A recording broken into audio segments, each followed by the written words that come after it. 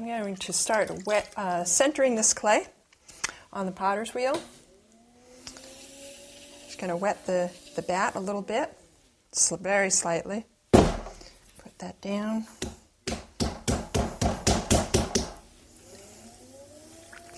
I want to adhere this to the bat, so I'm going to push down first. And then I'm going to put my elbow on my hip, push forward, put this hand this way, and push towards my hand, my left hand. Push down with the karate chop.